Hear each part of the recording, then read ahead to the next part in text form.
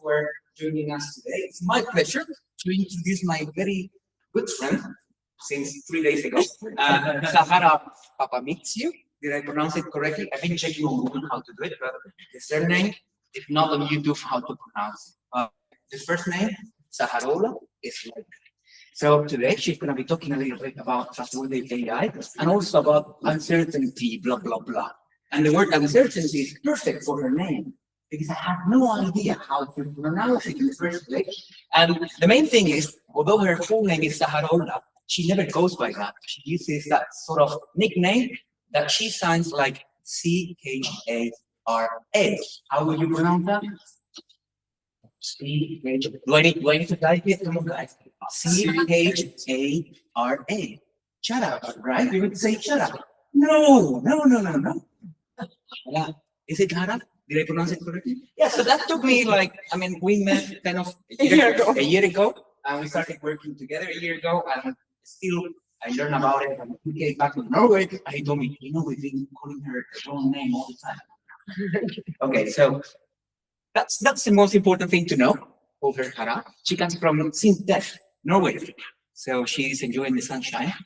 She's not originally from there. She is from Greece, obviously, that's a clear name. So apparently, I learned a lot. So I picked her up from the airport Sunday. I was not forced to do it, even though she thinks that's an external joke. Well, you can get who probably forced me to get her from the airport. And I learned a lot of stuff about her. First things first is she did not follow what you normally find a normal, usual path to get to academia. Actually, she is not in academia. She's at Sintef. And Sintef is not purely academia, it's not industry, it's the good things of both worlds, right? So she makes a lot of money, I'm hoping, and she doesn't do much teaching, but she does, because she's also 0.2 professor at NTNU, Norwegian University of Science and Technology. Very good. She knows her stuff, right?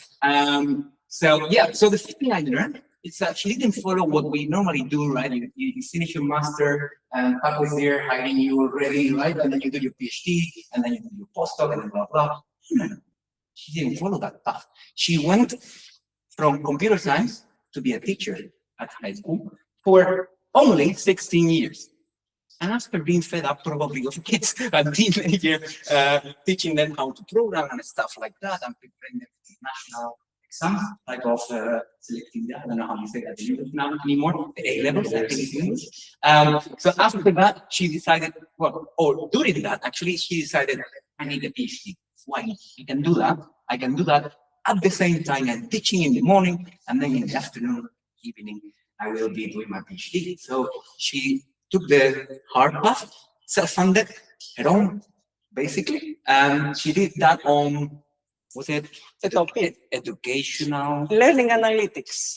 Analytics, Analytics learning. I knew there was some educational learning in it. Anyways. I'm improvising, as you can tell. And then after that, she decided, Greece is nice, but I prefer some fresher weather. So I'm going to go to Norway. And she's been there for 8 years, I believe. And she's now, I think we can call you senior researcher and also professor at NTNU. She is an expert, especially in winning money. And she actually won me 280K, I think. So now we're working together. She won an EU project. She's the coordinator, the leader, and I'm just the one signing from the University of Granada. She makes me happy and make me a lot of money. You make me happy. I don't see any money though, but you make me happy. But she's so good that I thought, shit, she's coming to Granada. I need to win her over, right? So I'm gonna give her the best that we can always offer in Granada. So I took her for dinner and I gave her bocarone frito. Really, that's very common, and the first thing that she eats there back home in Greece. So it took me a little bit to try to impress her. I did not, but I'm sure she will impress us with her talk about uncertainty. Trustworthy AI. Thank you very much. The floor is yours. For the next 5 hours, we are here. Applause. Applause. Thank you so much, Isaac. Thank you so much. After this introduction, whatever I say, the standards have been up there, and I don't know if I will meet these standards. So, okay, Good morning, everyone. As Isaac said, my strange Greek name is Zacharoula Papamitsiou. Zacharoula is a very difficult name for non-Greeks. Even for Greeks, it's not common. So the short version of Zacharoula in Greek is Chara. And the British Council made my life difficult by adding a C in front of the H. As Isaac said, I am a researcher at Sindef Digital in Norway, and also teaching and doing research at NTNU, the Norwegian University of Science and Technology. And except from writing grants and bringing money, because that's my job at Sindef, I also do research on the topic of trustworthy AI. And today we will talk about trustworthy AI under uncertainty, how from technical performance we need to discuss human reliance. But enough with me for now. I want to hear a little bit about you guys here. Like, I want to know my audience. As Zach said, I was a teacher. I want to know who I am talking to. So very quickly, like a sample of you, what is your topic of your PhDs or postdocs? What is your background? Where are you coming from? And where you want to go afterwards. So let's take a couple of minutes on that. Who are you? Oscar is the youngest. I was exactly thinking that when you were saying that I should be the oldest in the room.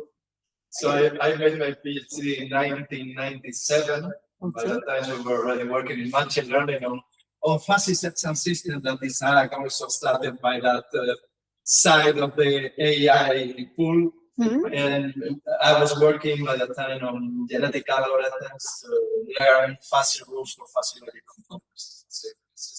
Since then, you know, Academic track. Yeah, academic. I also went to a research institute in the north of Spain, and I work in many different real-world applications of AI. Thank you. Someone else, younger probably, but in No uncertainty. I did my PhD mostly on generative AI, and now I'm also with Zach. I'm working mostly on representation learning. okay. But I have how many topics because I'm working with certain PhD students. But I say my main focus is how to learn representation from data. So I'm self-supervised way. And what's next after the postdoc? It's a good question. Hopefully, Should I go? yeah.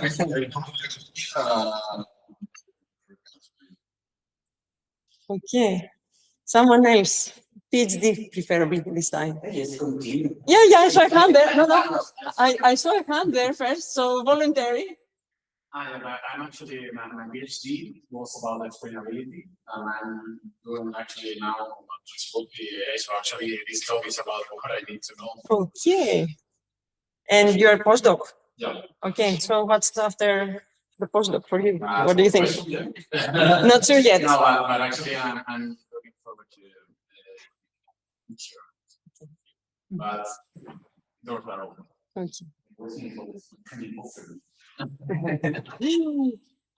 Okay. Someone else. Yes. I'm doing my PhD on AI algorithm. Okay. And what year? Second year. Second year. And I'm finding lots of looking at something online. Okay. I think it's gonna be quite interesting. I can get it in the market.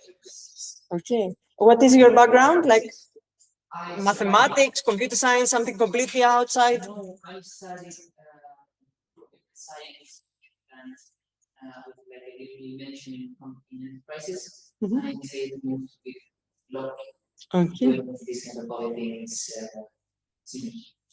Okay. Someone else, a lady, please.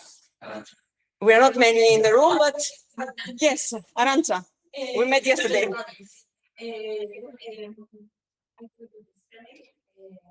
I study statistics. Now I'm doing a PhD in distribution education, so trustworthy. More or less, this is I'm working in discovering new classes, but with any type of information of the new classes. I am in my third year. Okay, so a little bit about me. Isaac already told you my story. I was a teacher since 2001 and 2002, not 2002, but not exactly like the caricature, more like that. This is from 2010, many years ago in a galaxy far away. Together with my students visiting the Vatican City, and you can see the other teachers in the photo. And during being a teacher, having the background in computer science, I wanted to combine like how could I offer better teaching to my students with data, with understanding how they learn. So I did my PhD on learning analytics, which is from the interaction of the students with digital platforms, learning platforms. How can we learn and tailor the teaching to their needs? This gave me a ticket to go to NTNU. This is the main building of NTNU in Norway, the Hogwarts, as we call it, because we make magic there. And I did my postdoc in multimodal interaction analysis. And at some point, the postdoc finished. And I had to make a decision. Do I go back to school? Do I go back to Greece? Do I continue in academia or something else? Then, this is the platform I developed during the postdoc, by the way. SINDEF came to my life. SINDEF is a research organization, research institute, that works both with academia and with industry. So we are, in my institute, which is SINDEF Digital, there are 4 more institutes focused on energy, on ocean research, on civil engineering, architecture, and things like that, and on transportation. So our institute is SINDEF Digital, and we are around 500 people there, 6 departments working with very academic environments and digital technology and social sciences. And we also do research in the health domain. So in our institute, AI is very big at the very rooted in the institute. You have a core AI at SINDEF group, and you can see the topics we cover, the topics we do research on, varying from, I need to change glasses, sorry. I can't see my screen. That says about how old I am. Okay, we talk about AI in energy systems, in anomaly detection, in inspection with drones, for acoustics, very broad areas of applications. And we do both academic research in scientific projects like the one we have with you guys here. And also we work directly with industry. The blue boxes around, these are all customers that we work specializing with them, building solutions for them. And the green and the pink is what we can publish with. The things around is what we can offer as tools and support, and we cannot publish with. So a lot of work is happening in all dimensions. The best of both worlds, as Isaac said earlier. So this is a little bit about my background and where I come from. More about Norway probably later. So today, we will have 2 parts. The first part will be about like explaining some things, having a discussion, establishing a common vocabulary, because people come from different backgrounds. Not all of you work with Trustworthy AI. So we need to get on the same page. I will present some very recent work from our ongoing projects. Norway AI, which is a center of innovation for AI in Norway, a very big center. Scalability, which is a European project, and Nowhere, which is a new project that we will work together. Then we will have another round of discussion, and I will present the framework, which we will use in the second part, which will be, the second part will be more hands-on, like a workshop. based on the framework that I will give and some use cases, you will try to challenge the framework and challenge some of the parts of the work we have done, so we can improve the work with insights that we don't have already. But before we get there, an exercise. Have you ever used Mentimeter before? No.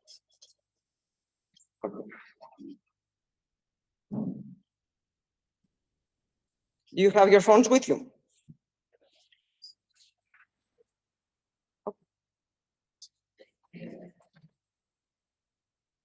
I need to put the slide here.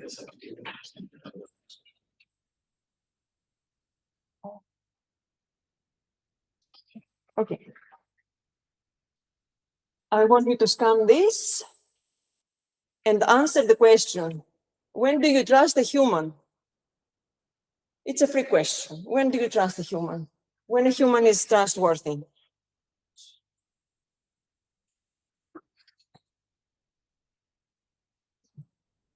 But you have leverage from it. That's right. Never.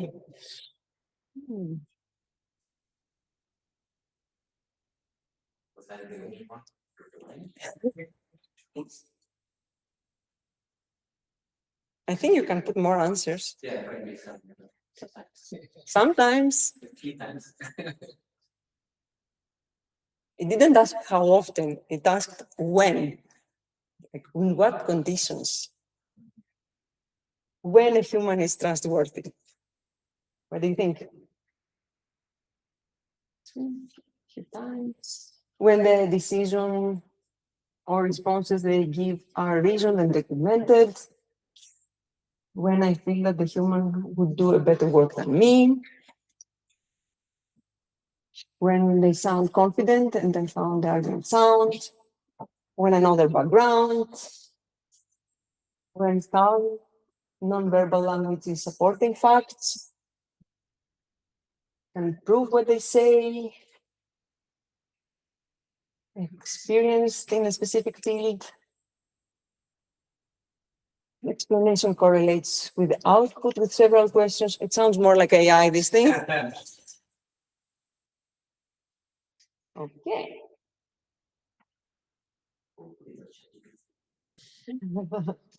And probably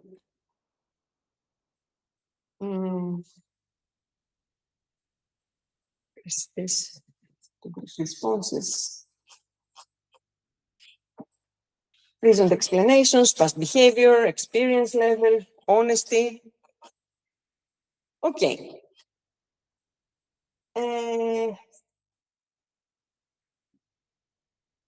What is the first thing that comes into your mind when you hear the phrase AI trust?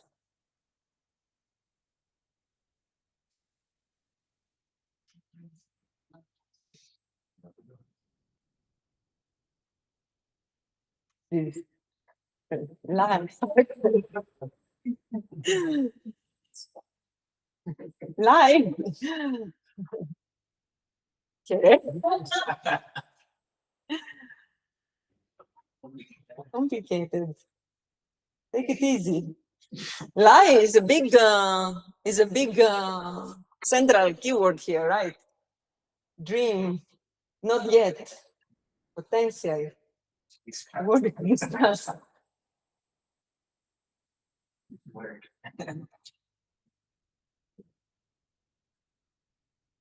Traceability. Mission impossible. Okay. No limits. No limits or no limits? Not accessible. Okay. What else? Complicated, explainability. Non-limits. Okay. What is the most, I hope you can see, probably you can see it on your phones, the most important factor to trust an AI system? So here you will rank, you give us particular, like specific factors and try to rank them.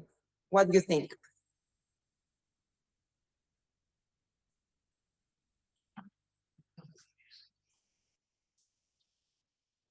accuracy, model confidence, calibration, reproducibility, traceability, explanations. You mentioned all these things in your previous answers. Risk management, counterfactual explanations, model uncertainty quantification, compliance with regulations, meaning like transparency, accountability, privacy, and things like that. So let's do some ranking. Yes, Why, Only one. I mean, ranking. our, You- our explanations are, like, counterfactual explanations. Is a type of, is a type, but not all explanations are counterfactual. No, for sure. Mm. I- Yeah. Yeah, which is more important for you. And it's the Yeah, same what is with more important for you? explanations. Yes, explanations excluding counterfactuals, let's say. Reproducibility and traceability is also included. Yes, yes, yes, it is. But sometimes we'll focus on that and go in depth and do it with more technical means. So not the way that a company understands traceability or reproducibility. Okay, I think we have the big picture. Explanations is for you and reproducibility, traceability, a very important, let's say, major factor to trust an AI. While accuracy and risk management is not so high on the list. I also see that uncertainty quantification is quite low and accuracy is even less. Okay. A little bit biased. Yes. Now, how much should AI be trusted, according to your opinion? When a pilot is flying an airplane, when a doctor is making a diagnosis, when a company is hiring a new employee, when a bank is approving a loan, when a researcher is analyzing data, when the police is making an arrest. From strongly agree to from strongly disagree to strongly agree.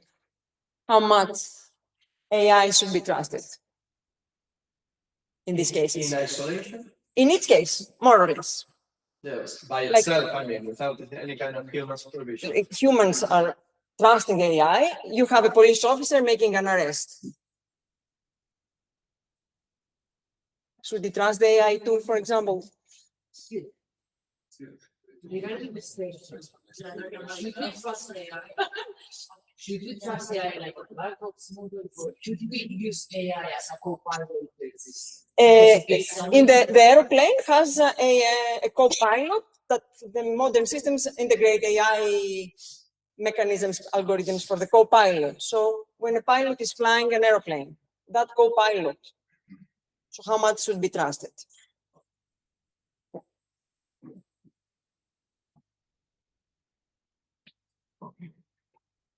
Okay, the big picture as I read it is that researchers are more like worthing that, like AI is worth to trust by researchers analyzing data, while when the police is making an arrest, the AI is not so much to be trusted. And when a doctor is making the diagnosis, in general, it's on that side, on the disagree part, not trust. Yes, you're researchers, of course, not to trust so much, questioning things. If you ask the same questions to your parents, to your grandparents, what would they say? They would probably be even on far on the left or very far on the right. They would not be in the center of this distribution. I have one more slide, I think. Oh, no, not this one. Not this one. So, we can go back here. We can go back here. Okay. The general ideas are already on the table. Let's bring some of those ideas on the same page. Sorry.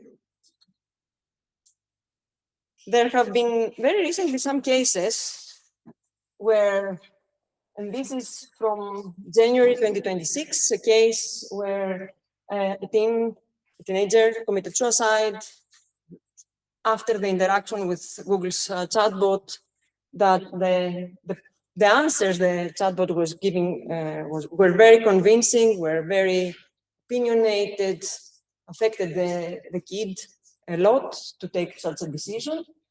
And of course, Google was suited for that. But the algorithm was so nicely presented and quite accurate on what the bot was saying.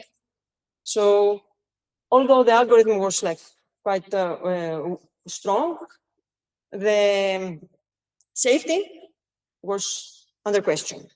Other cases, the police arrested a woman based on facial recognition, and it was proven that she was not the one who committed the crime and was in jail for 6 months. Most recent news, you have heard the story about Mythos. Like 2-3 days ago, the risks coming from Anthropic's Mythos are broadly discussed these days. Okay.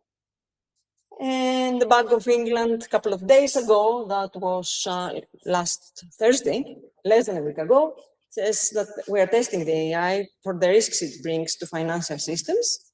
And if you don't know, financial systems are the ones who adopted and use AI earlier than anyone.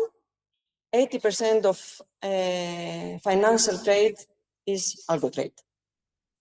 So the stakes are very, very high there. And after all these things with Mythos, now they decided that this is dangerous. We need to reassess the risks.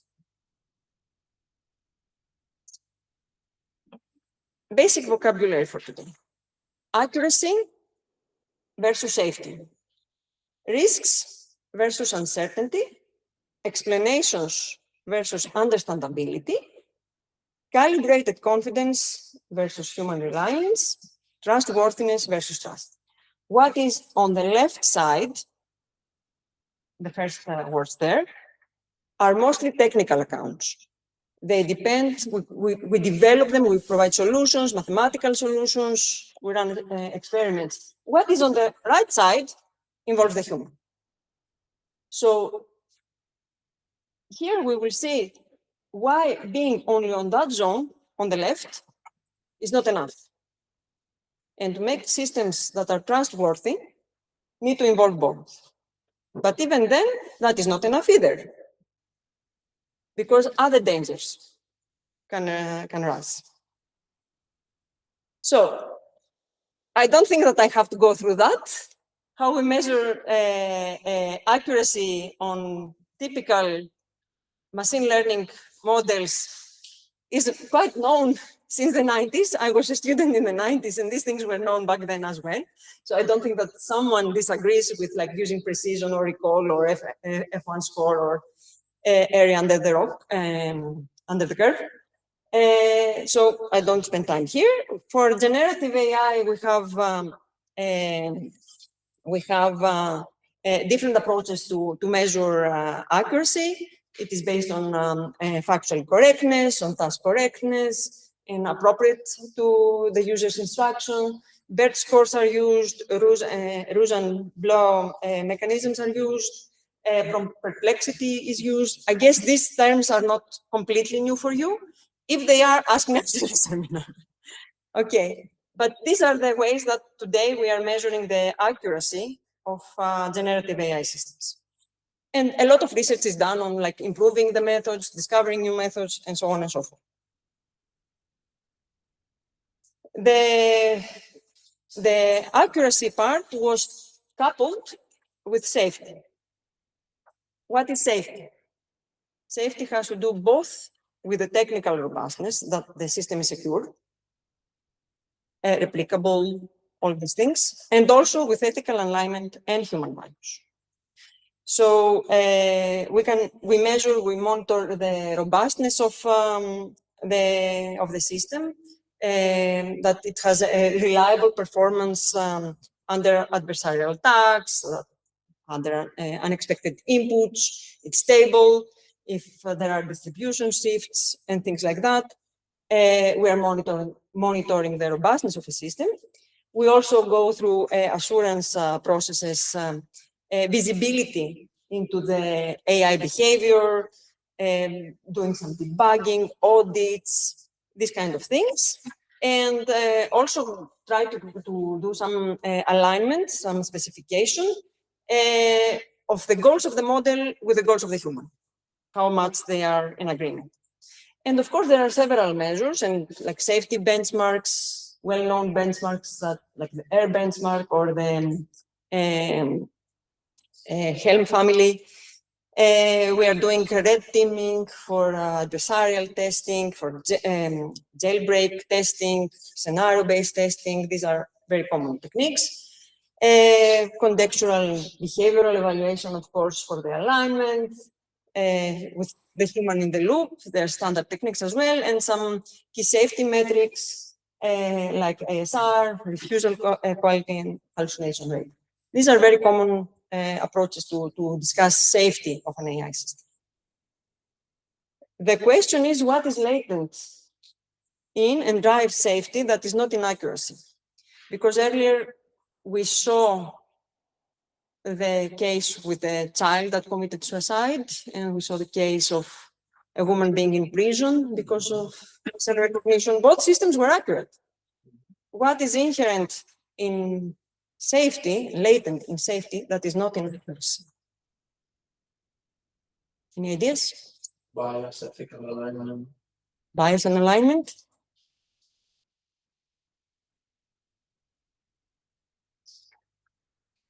Other thoughts? I guess as Oscar said, biases in data sets are probably one of the biggest issues for the when we talk about like that facial recognition. Mhm. Something else that comes from bias? What is an outcome when you have bias? It's a risk. Safety issues addresses risks. We don't want to expose people to threats, right? To harmful situations, to damages. We want to prevent that. Then the system is safe when it doesn't cause harm. Accurate doesn't care if it causes harm, but safe does. So let's talk a little bit about risk. In your questions earlier in the ranking, risks were quite low, if I remember correctly, in the Mentimeter exercise. Not so much discussed, not so much thinking about. We want to provide good explanations. We want to provide a good calibration of a model. No risk, technically. So, strictly speaking, there is no universal definition for what a risk is, but in computational science, a risk is the composite measure of an event probability of occurring and the magnitude or degree of the consequences of the corresponding event. I never remember the definition from heart. I had to read that, but this is a definition given by the NIST risk management framework. Quite strong and acceptable. And risks can be a process that discovers technical risks, ethical risks, operational hazards, and quantify their likelihood, how likely is this to happen, and the severity. What impact is if this happens?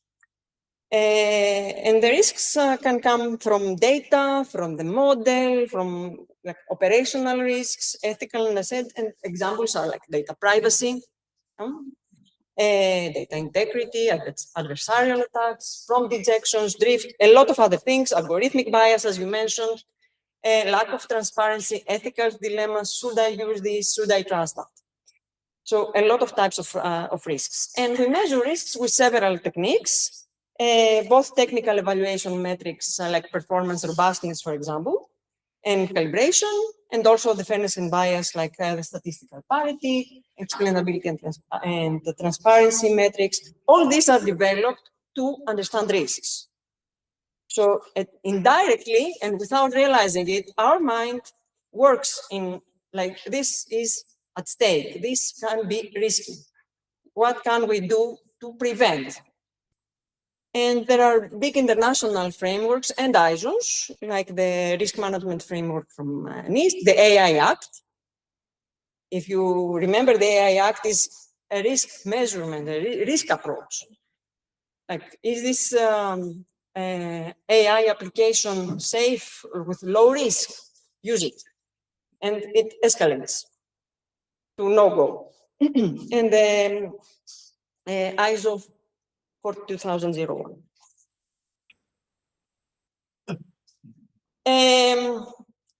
When we are made aware of a risk, we want to do something about it. And this is what is called risk management. Why we want to do something about it? We want to prevent it. So risk management is exactly about that. It's about our knowledge of occurrence of previous risks. How did we deal with these previous risks? What worked well? What didn't work well? How to mitigate the risk? Okay, how to manage to limit the risks in next? Who has the responsibility for that? Escalate in an organization. If something happens, it has to go further up and things like that. And following that logic, we should have been better prepared for COVID. We knew it was coming. We knew that a pandemic would come. We knew a lot about like a future pandemic. Okay, it was a known risk. We should have been better prepared. Do you agree? Based on this logic, it makes sense, right? Why didn't we? Because of the perceived likelihood of the event. I mean, we knew about it, even though we know it might happen at some point, it has biases towards higher confidence, maybe. Okay, other ideas why we were not prepared? Political decisions. Political decisions, yeah, And actually, correct. even economic risk. Yeah. Like people know that is having that probably the expectancy they expect to earn more money by not doing this. Okay. It sounds more like conspiracy theory though. Uncertainty, as you mentioned, because there were different circumstances with respect to the former pandemics. Exactly. And the same applies also. No, we can't predict earthquakes. We can't predict tsunamis, physical phenomena. We have some knowledge, but it's never enough. So the key word here is uncertainty. You might have in mind uncertainty in the AI models. This is a different story. We will talk about that too. But uncertainty is not a property of the AI systems. Uncertainty is a property of the world we live in. So when we don't know, we don't know the limits of the knowledge we work with, okay, with the probability of surprises, this creates what we call unknown unknowns, the limits of our knowledge. We never know what we don't know. And we don't know what we don't know, which is even worse. So this space of unknown unknowns is rather infinite. So in relation to risk management, uncertainty refers to events with unknown outcomes, with unknown probability law. And we are in the very deep sea here. While risk is observable and measurable, uncertainty is not. And you have plenty of examples, human behavior. One day I can be very easy to read, very easy, and you can map me, but you don't know how I will behave the next day. In some cases, I can deviate from the usual pattern. Social dynamics, cultural dynamics. We don't know the culture. I came to Norway from Greece and knew nothing how the people behave, and they don't like to be close to each other. And why is the seat on the bus next to me empty all the time? You know, I couldn't know that. Okay, that was not a risk or something, but it's culture that you don't know. And if you need to act in a culture you don't know, a lot of uncertainties will come. Delaying at a meeting with a Norwegian, they will hate you forever. And of course, physical phenomena. Okay, earthquakes, as I said earlier, physical disasters, tsunamis, things like that, they have high uncertainty. And now back to the AI models. The uncertainty there refers to the variance in the different, with different probabilities, the variance of the outcome based on different probabilities. And we tend to use, to treat those outputs as random variables and analyze probability distributions with statistical methods, with indicators to measure the confidence of the model. There are two types of uncertainty in AI models: epistemic uncertainty and aleatoric uncertainty. How many of you have seen these terms before? Just raise hands so that I know how much time I put here. I don't see hands. Only one hand back there, one here, one more. Okay. Epistemic uncertainty has to do with how much knowledge the model has, how much data. If you don't have enough data, the uncertainty is high. And this is fixable with more data, to put it simply. Aleatoric uncertainty is not about not having enough data or enough knowledge, it's about having very much noise in the data you have. So you don't fix that with more data. You need other approaches to fix this kind of uncertainty, to make the model more confident. And these approaches, like to quantify the aleatoric uncertainty, usually have like deep ensembles or deep evidential regression approaches, heteroscedastic regression, and things like that. If you are interested in that, I will give a set of references to literature with the presentation to get more information. Okay. But the idea here is not the exact algorithm and not the mathematics, but how these things affect the behavior of the model. Okay, and towards trustworthiness, what we need to take into consideration. Aleatoric uncertainty is usually by putting a distribution over the network's output, and the epistemic is putting the distribution on the model's weights and parameters. So try to learn the parameters and put the distribution there, while the others try to see the outcome and how confident we are based on the outcome, how often this happens.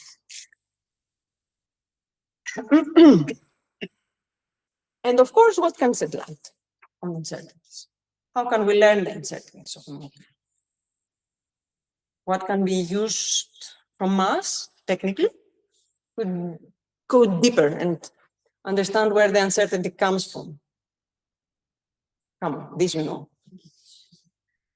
You do it, come on. You can use a prediction network to ready for uncertainty models. Sorry? You can use a prediction network. Yeah. I will go to Paco if I don't see hands here directly. He hasn't met me yet, but I will go to his office. Knock the doors. Yes. Phases of the systems at the same place, where we can somehow get some information in the trustworthy aspects. Yeah. You know, like you shall. You can do a sensitivity analysis of the parameter of the system and of the data to analyze the influence, the variability. Yes. Other things? Leonardo? Explanations. Okay. Explanations. There are several types of explanations. You dive into the neural network there and you try to see how it works. Okay. Explanations answer to uncertainty.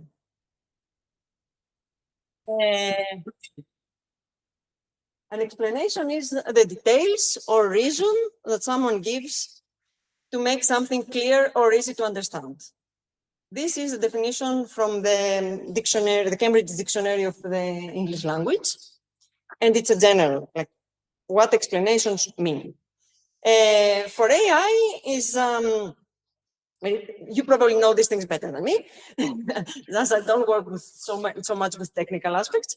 But it refers to representation of the mechanisms underlying an AI model and its functionality, why a model has this particular prediction and gives that particular prediction and how. So understand the model itself, explain the model, how it works, and interpretability that has to do with explaining the output of the model. What does this outcome of the AI model mean? So by giving explanations, it's something that gives reason, that gives a solution to why something happened and what does it mean. And together, interpretability and explainability assist the users of the AI models and the operators of the AI models too. Like they both depend on the audience, okay, to get insights into the functionality and trustworthiness, as you already said, with all these techniques you mentioned. Okay. And trustworthiness might be considered as the confidence of whether a model will act as intended, okay, when facing a given problem. And this is the primary objective, my primary aim of explainable AI models. And the confidence has to do, you probably already know that quite well, the generalization of robustness and stability of a model. However, explanations can create false confidence, trust too much. Post-hoc explanations can rationalize rather than inform, and may help acceptance more than judgment. I just take it for granted. I don't think critically around it. And this can be misleading. So explanations on their own is a double-edged sword. What can we do about that? We can investigate a little bit on the understandability of explanations. Okay. Understandability is more on the human side, is what humans understand from the explanations and the interpretations. How can they be critical and reflect on that? So it covers more the human part of the interaction, of the relationship. And comprehensibility also has to do with the capability of the audience to understand these outcomes. In both cases, either the explanations or the interpretation. What matters is not whether an output is explained, because I saw explanations as a very big factor to trust. It's not if the outcome is explained, is if it helps the audience it targets to rely or not rely. Am I taking this explanation? I understand this explanation. It is what I was looking for. I will rely on the system in this case. This explanation is vague, is misleading. I will not take this explanation. Or for you guys doing the research, these outcomes I get here shout out loud that something is going wrong. How can I improve it? And do all this research on the algorithms part. So it's about the outcome being reliable or not reliable. Because the end recipient of all this work is always the human. Even if you have agent-to-agent interaction, even then, you need to comply with that. Does this agent trust the other agent? And the outcome of their interaction, all this delegation and negotiation and collaboration between the agents, comes back to the human with the form. At some point, it will meet the human. Should the human rely on it? And the deeper the model, the more complicated the reliance. But another question. does these explanations, even if they're perfect, reveal the limits of the knowledge of the system, of what the system can do? Because now it works, and I understand it, and I can rely. But am I sure about its limits? What else can the model do? When you go, Follow-up plan. A follow-up plan. a follow-up plan. See how the system works and the different aspects. Third party algorithms, for example, or bigger data. Yes, other thoughts on that?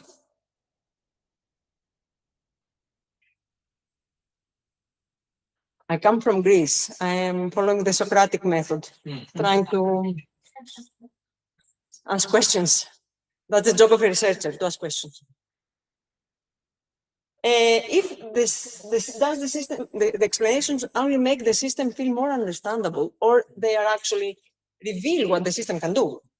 Depend on the kind of explanation that you mentioned before. So there are some kinds of explanation that are focused on the limits of the system, and you can get some knowledge if it's robust on those limits or not. And some others are more focused on just providing a kind of description of what is happening therein, but you are not going to the bounds of the system. Have you noticed that ChatGPT and all these simple LLMs, except from hallucinating, which we try to fix somehow, are flattering the users? How is it called? No, the hallucination. When the system psychophants. If you get an explanation from ChatGPT, does it reveal that the system, like when you ask it, get an answer, does it reveal in the previous models, let's say the previous versions, that it could be a sycophant too? Did you become aware of that? Even with reasoning, with no, it didn't reveal the limit. We need something else. What can reflect a model's awareness of its limits? Any ideas? Step by step. Step-by-step reasoning, but not always. Something else. And not think like, don't trap yourselves only for the LLMs. Think a little more broadly. Because we're talking about models, we're mostly talking about the length, right? I mean, if you have a decision tree, you can be aware of the limits of that. So the second one of the previous question, I can see, I mean, like, explanation based on grouping the architecture itself, I can create a system limits, not for practice. Correct. Depending on the model. Depending on the model, a lot, of course it depends on the model. But this is a direction. This is something that all the models we want to get there. Like, because many models are available to everyday users, to my dad, and they expose him to risks. So how can I inform my dad that this system you're using doesn't know its limits? Okay.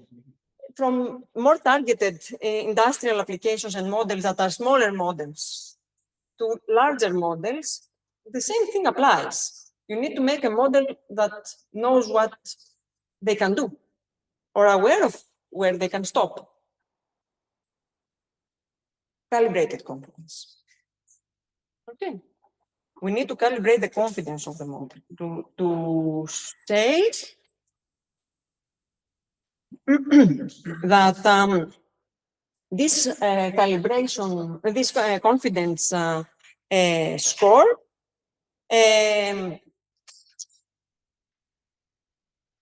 is the degree of statistical certainty. I am confident about my answer 80% plus minus.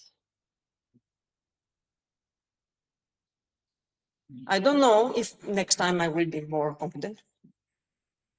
We need to calibrate the confidence. And is the extent to which a model's expressed confidence matches observed accuracy. So what we observe from the behavior is actually what the model says it's confidence. And the model can be overconfident, where the confidence score is higher than the actual accuracy. And then come back to the accuracy we were discussing in the beginning. It is also important because it is a measure, countermeasure to discuss about confidence. Okay. Underconfident, where the confidence is lower than the actual accuracy, and well-calibrated, where these two match. Okay, and you can have a model that is highly confident but wrong, and a model that is less confident but correct. Okay. Isn't it also a little bit two ways? Because Yes. for me, as a user, Mm. my perception of the confidence. Yes, we will get there.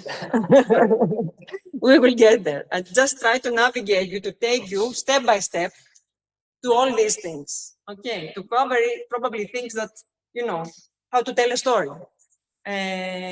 Isaac knows, I like, and Leonardo too, I like big pictures. How do we make the big picture? Everyone has a piece which is special, which is different. Doing your PhDs, your postdoc, you dive very much in depth. But when you are in that depth, you cannot see your surroundings. So we need to take them step by step and see the bigger picture. However, it is, I'm focusing on the confidence you're talking about here. There could be like some borders on the decision making. Yes. However, it may be like, let's say, new and strange samples that you Yes. are really confident that you don't know nothing. So somehow, that's it actually. And I don't get how to, they are really confident on this specific sample, which is in the border, very close to two classes. If you are actually like 50% confident, it is actually how you should be. So you should be really confident that it's on the, however, in a really strange sample, like far away from everything you know, you should be confident that you don't. Exactly. Yes, exactly that. It is the awareness of the confidence. And this is also communicating well the confidence. So if you are in low confidence because you don't know, you need to say that. And this is also applies to humans. I cannot say that I know everything about I'm talking today because I'm not expert on everything. Okay. I have master students, PhD students doing the in-depth work. But I can see the big picture and what problems we try to solve. So I can communicate that I'm not 100% certain or confident about these things, but yes, I'm trustworthy enough. My confidence, calibrated confidence is well calibrated. My confidence is well calibrated. I'm aware of my unknowns. Calibrated confidence is about the quality of the confidence signal. And I want to discuss a little bit about the uncertainty estimation and difference there, but okay, let's speed up a little bit. And uncertainty estimation has to do about detecting and quantifying uncertainty itself. So a calibrated confidence and quantified uncertainty should not be. And I have an example here, like similar to the one you gave.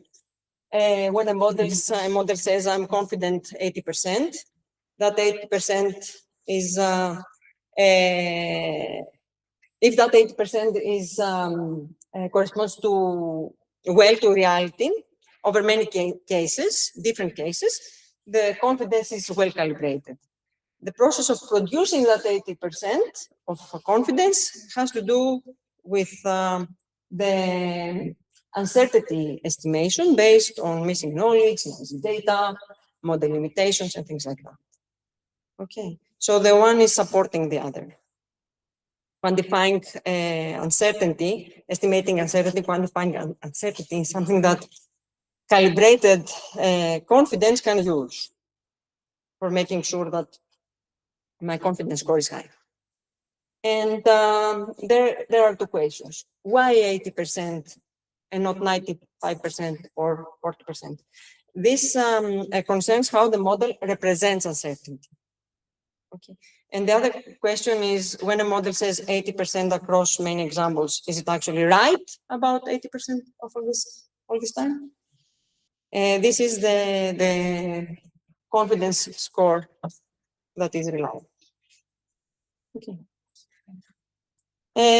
Calibration does not distinguish the sources of uncertainty.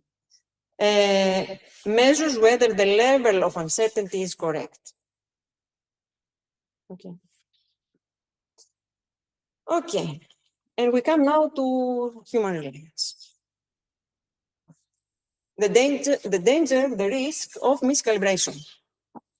Humans may not be aware. It's exactly what we were discussing a little bit earlier. We cannot be aware of the issue of confidence. And this can lead to inappropriate reliance. When the model's confidence is high, people tend to think that it's correct all the time and over-rely. When the confidence is low, people say, I'm not taking that. And they can miss opportunities because low confidence, but always correct, they lose opportunities for decision making, trusting it the right amount. So we can have underconfidence or otherwise distrust. To what extent do you think that users can detect, us users, not you as researchers, but a user of a system, can detect that the AI confidence is miscalibrated? This is pretty obvious. It's low. Users can't detect that this is a miscalibrated system. But it affects the way they rely. It cannot be detected. You cannot know if the system is miscalibrated. But it affects if you rely on it or not. And therefore, it reduces decision-making efficacy.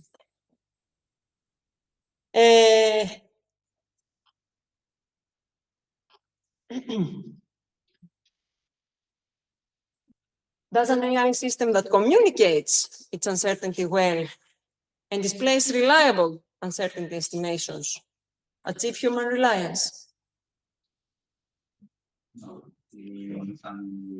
almost according to the grade, it's not a correct response. And this has to do with human judgment.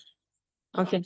It's very, very important to support, to enhance human judgment on these things. It helps the users to detect miscalibration, decreases the reliance. Okay. And this affects decision efficacy. Yes. Reliance, are you talking about when human is trusting the AI or when the decision is correct? I refer to when the human is accepting, taking the decision. Rely on what I trust what ChatGPT told me. Okay. And that's Reliance, not correct reliance. no. And that's Joe Gorman. Joe Gorman is a colleague, a super senior colleague at Cinder. When the ChatGPT came, like the very early days, we had a round of interviews inside the organization to understand like how our researchers are reacting to that. And he said the phrase, asking ChatGPT something and saying that ChatGPT told me this is exactly like meeting a stranger in the bar and telling that stranger told me. How much do you trust what that stranger told you? You don't know what it knows, it might be correct. You don't know what it knows, it might be wrong. So now we land trust and trustworthiness. Trustworthiness is a property of the system. All these things we talked earlier about, explanations, confidence, uncertainty estimations, calibrated confidence, all these things, while trust is a user-centered concept. It has to do with how the human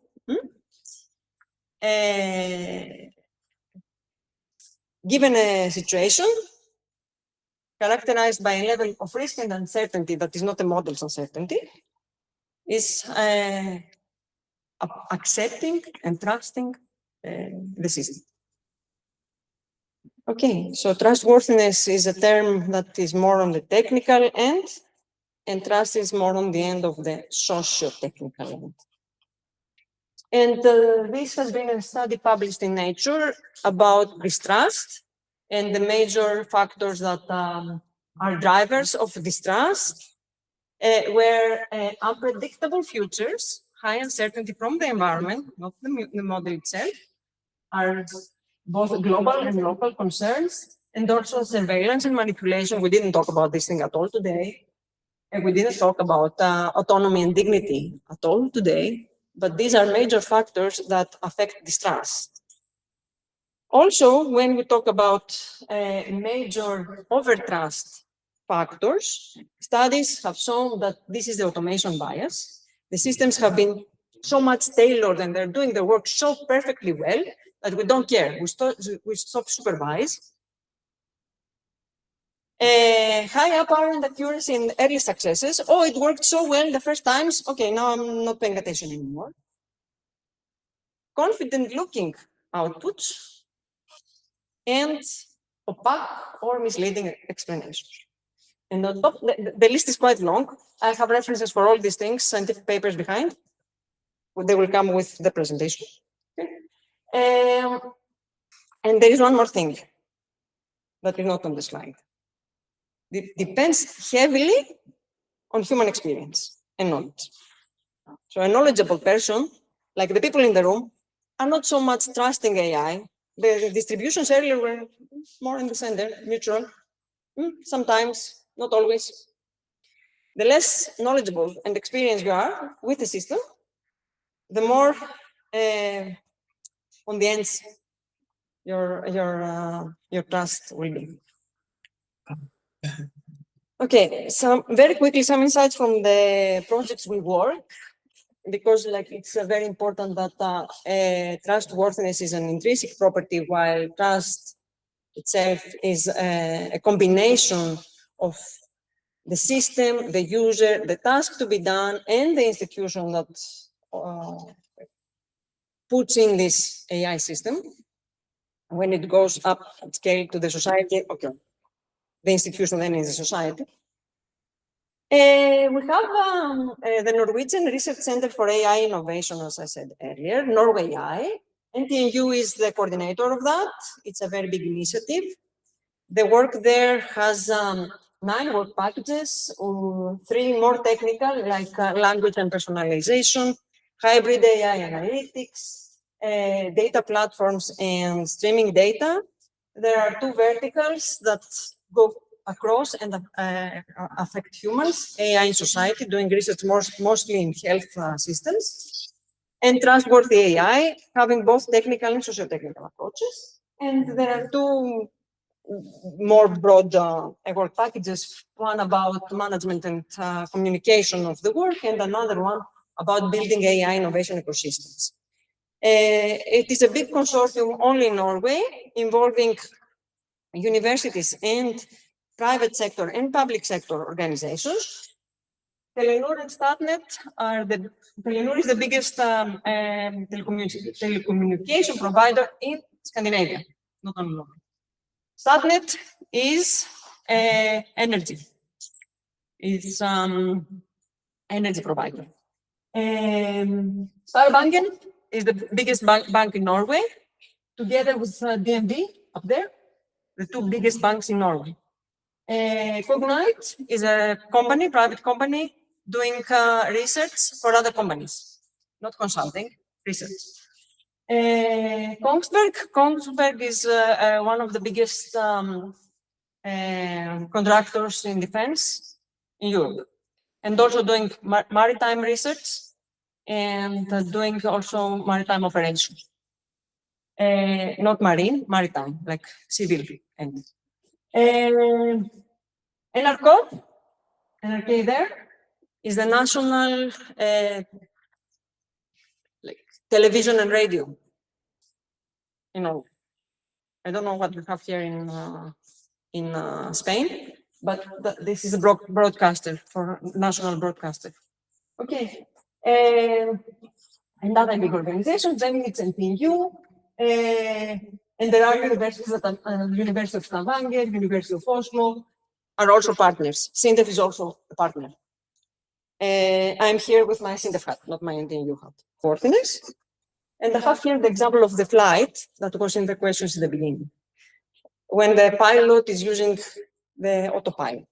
These are the phases of the flight. In which of these phases do you think that the autopilot is used or trusted? All by but landing and I would say the fair. Take-off. Mostly in cruise. It is used, yes, it is used mostly in cruise, yes. But where else is it used? And should it be blindly trusted during cruise? Or can the pilot go back and take a nap? No. They do, but why they do? Because they have a lot of other information about weather, about all the systems working. And there is also a co-pilot. The airplane never has only one pilot. Well, okay, to not keep the suspense on, the autopilot is used from climb to cruise altitude until final approach. Pretty often, mostly during cruise, as you said. The rest operations are still manual. Although it's a process that we know very well, although there are very detailed systems, the human is always in control because things can go wrong, very wrong, during the first 3 steps and the last 2 steps. Okay. And now we will talk a little bit about trust calibration. I don't know if you have heard the term before or if you have read papers about it. This is also from Nature. What is trust calibration? There is overtrust and distrust, as we said. None of them. We lose on both ends. When we overtrust, it can have impacts, it can have risks. When we undertrust, earlier I told you that it reduces human decision efficacy. So undertrust is also a problem. You need to make good decisions. So when we talk about calibration of trust, is the trust of a user in a system that matches the actual trustworthiness of the system. So trustworthiness and trust need to align. And the goal is to calibrate the trust to the system's capabilities and limits. So what we are actually trying to calibrate is model confidence, uncertainty representation, human trust, behavioral reliance. It's pretty complicated. But still, although it's pretty complicated, there is already a lot of work on that direction. And all these things are complicated because systems change and become more capable. Human experience changes. The more we use the system, the more we familiarize with it, the more confident we feel that we can use it. And the institutions also normalize new practices. Most of the organizations now have some AI in their administration. They adopt new practices of doing things. Most employers say, I want to automate to save costs. I will put AI. So they quickly adopt new practices. And this means that the pattern of trust changes. It's a very dynamic process, okay? From trusting a system right now because it is correct and it is doing its job fabulously, fantastic, perfectly, to if I will trust it tomorrow, because my experience can change, the system can change, you know, from ChatGPT 3 to ChatGPT 4.5, things happened and happened very quickly. So this dynamics is affecting the patterns. And we need to continuously and dynamically calibrate the model confidence, the model uncertainty, the institutional accountability. AI Act is a space, a law that is very difficult to navigate because things happen all the time. And this is where we are today. This is the most recent things on calibrated trust. There is a lot of work here. As I said, this will come with some references. And the real world outside academia, it is affecting the real world. People are losing their jobs, being replaced. This, as you can see, is from February 2026. Okay, 89.3% of jobs in the USA can be done partly by AI. 93%, it's crazy. The numbers are crazy. 84% of financial managers are affected. The numbers are crazy in the real world. And this comes from the Forbes. It doesn't come from a blog. Trust your sources. Okay. Manufacturing. Manufacturing is an industry that is efficiency first. They want to automate, and they are automating processes. Okay. They have a high need for high precision, and human error is pretty often. They have a very high volume of data with a very high sensitivity to noise, depending also in the particular manufacturing sector. Data that come from the manufacturing process itself. It is highly automated already. It has a lot of robotics. High demand for safety of the workers, injuries, these kind of things, physical fatigue, all these kind of things. Require very specialized technical skill set. And it also comes with a very, very high risk of human replacement. We read about these things.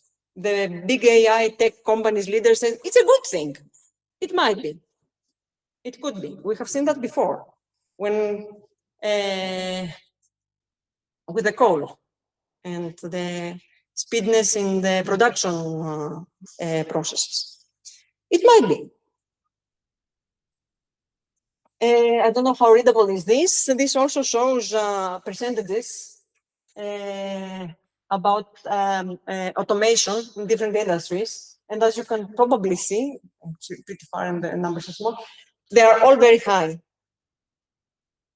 And this is from OECD. It's not like very recent, but the big picture is there. Okay, changes due to AI in the real world. 27% of all jobs can be done with AI. Of all jobs. It's pretty high. And we have a project called Scalability. The Scalability project is on designing human-centric and trustworthy AI systems for manufacturing, where we work towards augmentation of the human instead of automation of the process. Okay. I had a small video of the Scalability project. I will skip it. So, among other things, and as we said earlier, the systems are dynamic, they evolve, their abilities change.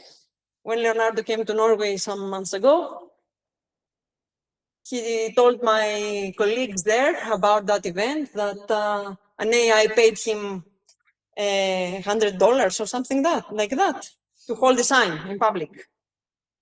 Because there is this network of AI agents that make these plots against humanity and have fun of us.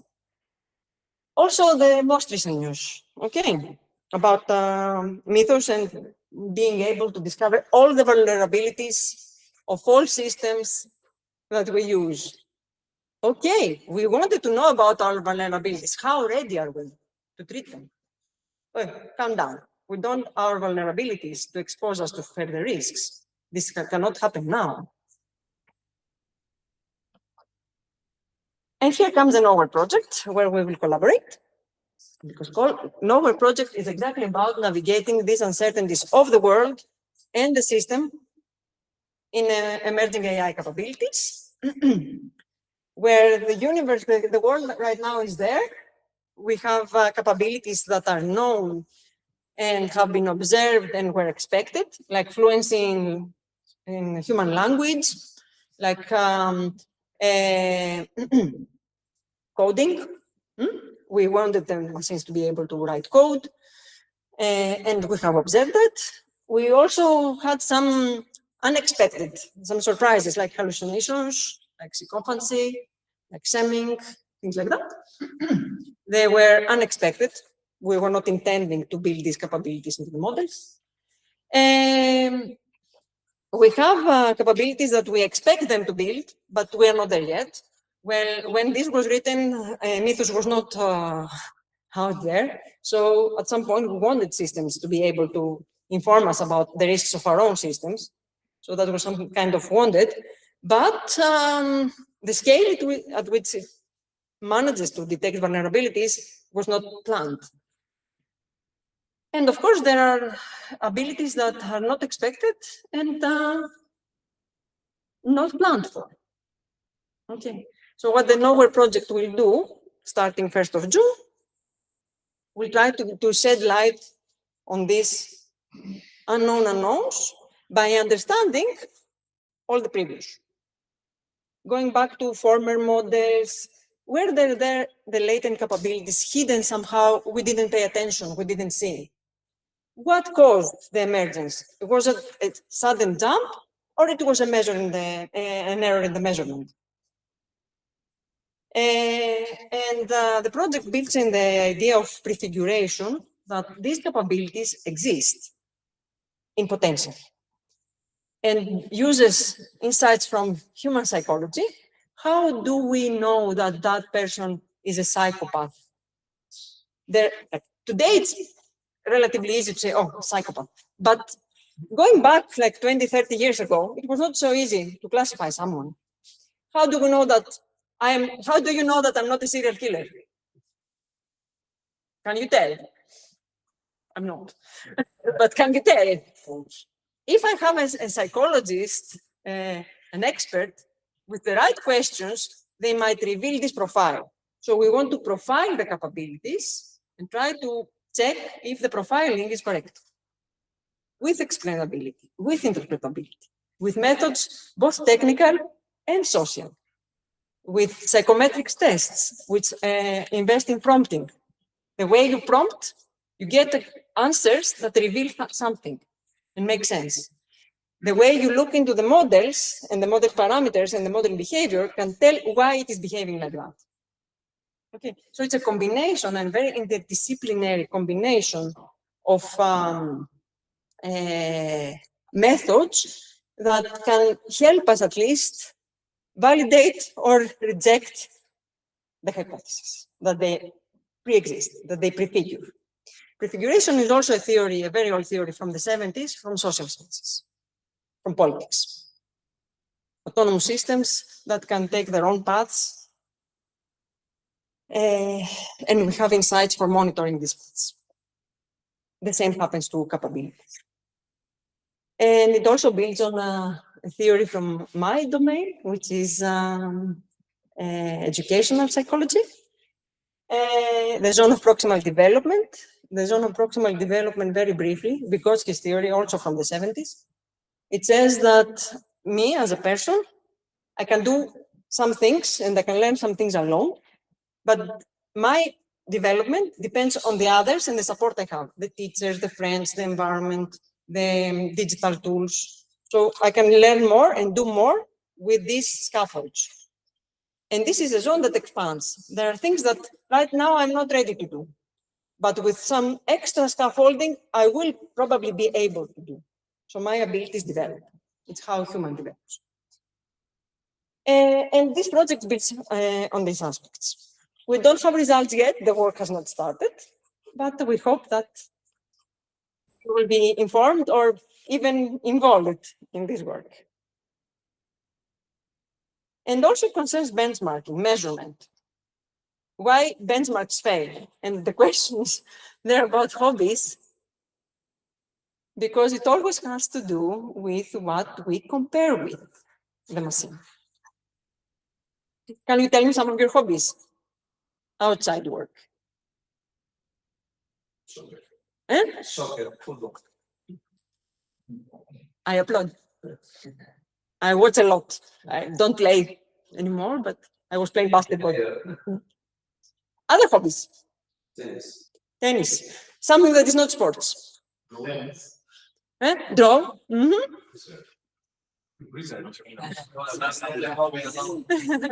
Board games. And board games. Other things? Reading. Some of those is something that machines can do. Okay. The machines can draw, create sketches or images. The creativity is questioned, but they can do it. Reading, also they are doing it in different way than we do, but they do. They don't play football yet.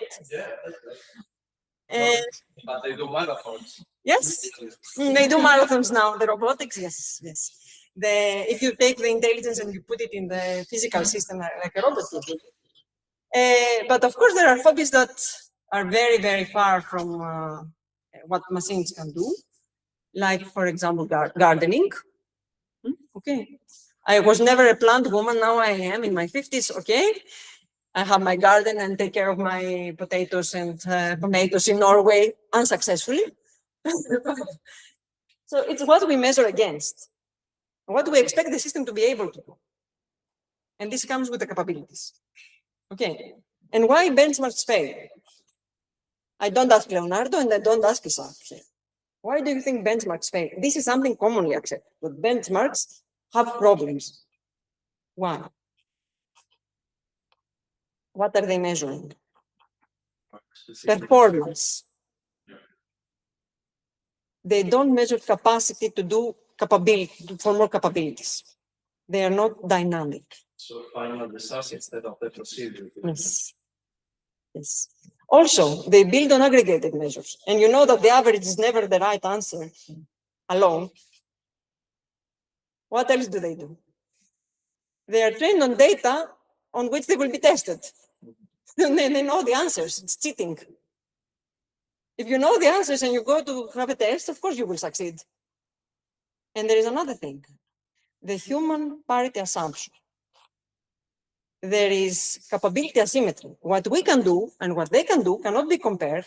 Why? Because we have different life expectancy, because we have limited memory, because we have limited data to make fast decisions. And for many other reasons. How humans process something. You can make a decision because you see the body language of a person, if you can trust the person. You can make decisions because you are a super experienced person who have seen problems many times before. So very quickly, out of the checklist. You can make decisions or give answers. My butcher, where I buy the meat from, is a person who knows what they're doing, but I will not go to my butcher to ask for legal advice. Okay, it is also the context. It is also where someone is specializing for. And the general purpose AI systems don't specialize. They try to do everything well. So this is a problem. You take the advice of an expert. When you have a legal problem, you will go to a lawyer. You will not go to your butcher, and you won't go to your doctor for the legal problem. Okay, so there is this discussion about large language models and small language models, more specialized, different types of trainings, different types of parameters, different types of these things. And there is also this discussion about general intelligence, which I don't want to go to. So the plan was to have a discussion about these things. So now I will stop talking and want to hear what you're saying. Like, when does the assistance becomes epistemic dependence? When a researcher is depending so much on the analysis and what are the risks there. You put their data, if I put their data from my customer, confidentiality breach. Okay, I will be fired next day. So even in settings that we think it's, okay, it will help me do the analysis. Legal issues. When assistance becomes dependence, if it increases speed and confidence in decision making, can that be a risk on its own? Like more like food for thought here. What would count as evidence that the system strengthens human judgment rather than weakens it? Because we want to be critical, we want to know when to rely. What could be evidence here? It's an open question, not technical only. And how technically can we support that? To make sure that human judgment continues to, human judgment has brought us to solutions in this world after all.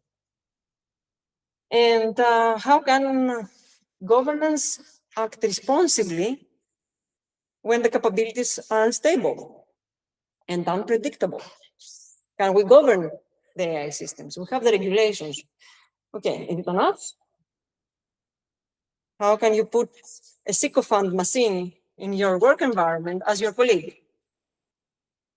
A narcissist. You don't want, even if it meets, and also you know that they can hide their capabilities intentionally. Okay. So a lot of things to think about. How the trust problem changed by context? A doctor, a flight, a pilot, a police officer, how the context is manufacturing, interpretation, how the context is affecting the trust problem. Interpreters hate AI. The profession that is highest at risk, according to also OECD, is interpreters. At risk of around 90% of being replaced. And you know, because I had a project with interpreters, you know what the market, those that create solutions for interpreters said. If the big AI companies come, they will put the offer as AI, as technical service, not as interpretation service, and the prices will go down. We will lose our jobs, our market. Bankruptcy because of not only the interpreters themselves, also all these providers. It's crazy. So the context and job replacement. And there are cases, defense sector. Is calibrated trust even the case in the defense sector? We have recent experiences from targeted attacks during the recent war. Or we need constrained reliance. These are open questions, food for thought, mostly because after your PhDs and your postdocs, you will go to the next stage of your career and you will start thinking about what problems do I solve? What do I don't know yet that will help me solve these problems? Give an orientation about like, okay, yes, I have this problem with my algorithm, my data, my this, my that, with publishing the paper, with whatnot. And we go so much in depth in that rabbit hole that we forget what is around us. And this is more a discussion from performance to reliance, from building very strong algorithmic solutions and AI solutions that are trustworthy and maximize the trust. Maximizing the trust comes with a cost. Over-reliance weakens human judgment. What impact does it have on me when I don't control my actions and I'm not judgmental against my actions? So it's a bigger framework to think around. Okay, and when you work like in Sindef, we work a lot with customers. We have a lot of workshops with them. And this was not what I was doing. I was doing analytics back in the like 2010s, my PhD. Real data, log data mostly, also from different multimodal data, from EEG, from eye trackers, whatnot. Data analysis, building a system to support education. I didn't care about the socio-technical part. I'm a computer scientist. But then you work with your customer and they build things that are put out there and they are affecting our lives. So as a researcher, you need to have some kind of connection to what is outside your small problem. Super important problem, knowledge that we haven't discovered, super important, but it's not the only thing in our life. And it shouldn't be the only thing in your life either.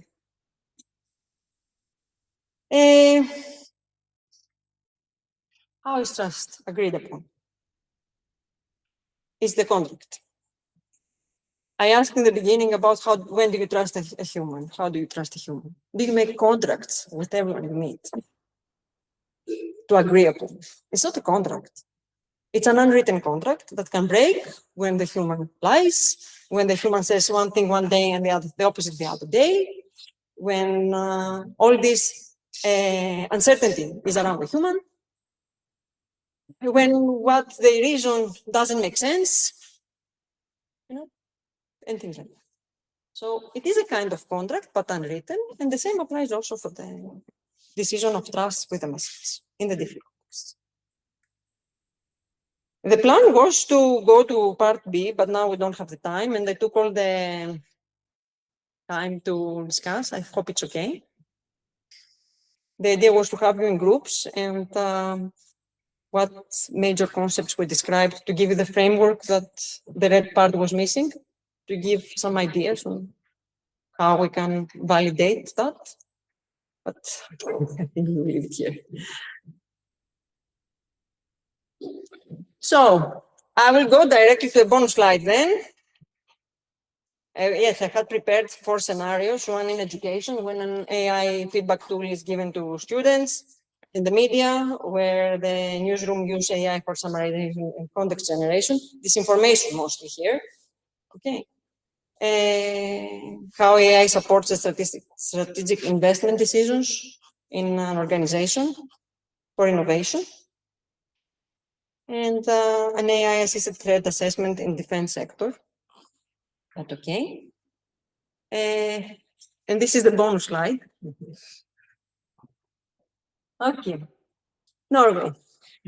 I came to the Mediterranean after 7 months. Last time I was in Greece was in November, early November. No, it was late October actually. I miss the Mediterranean sun, but I came from Norway, so we swim in the ice during winter because it's cold, it's quite north, and this is quite common. We don't do that here. My friends call me crazy if I go to Greece because I like the colder water now. We cross our country skiing. We're talking about like 60 kilometers of skis, yes. You're going to work. Yes, we go to work like that. No, it's not a joke. Seriously. I live a little outside the city center, which is like a rural area with it's not crowded at all. And during winter, instead of taking the car or the bicycle, yes, bicycle, Leonardo can confirm, you can see these guys on the skis going to work. Cultural differences.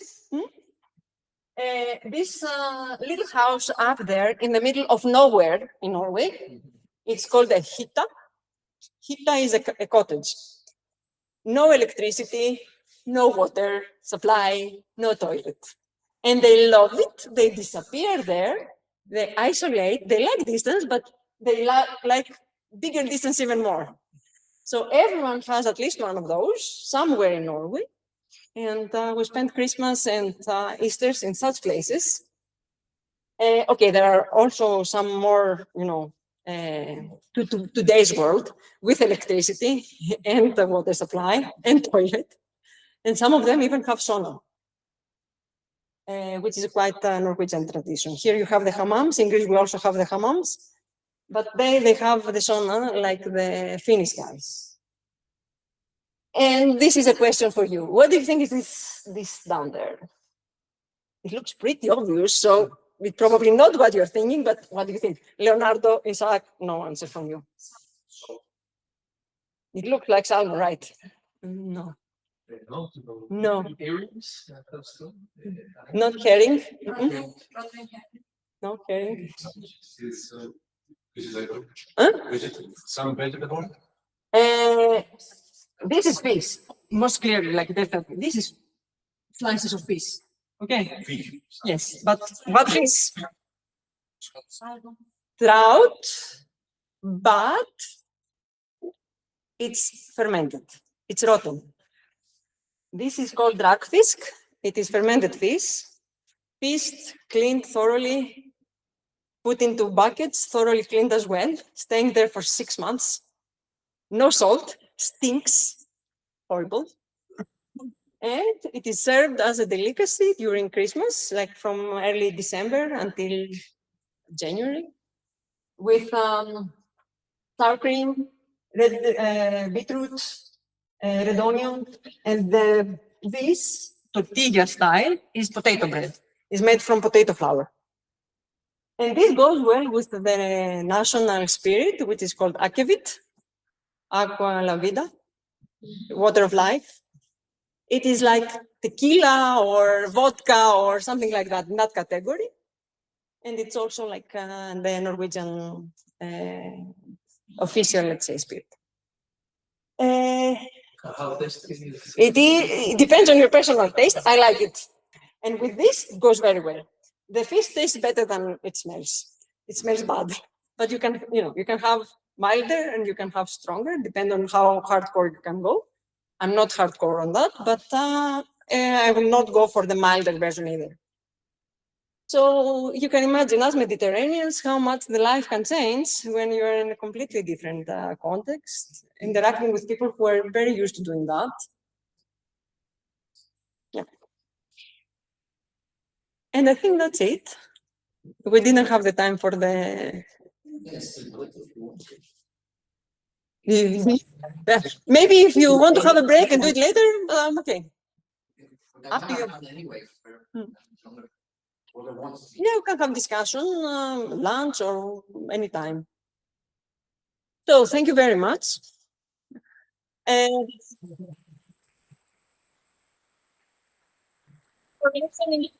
for listening to me for 2 hours. I really hope that it was something that you can use. You can be inspired.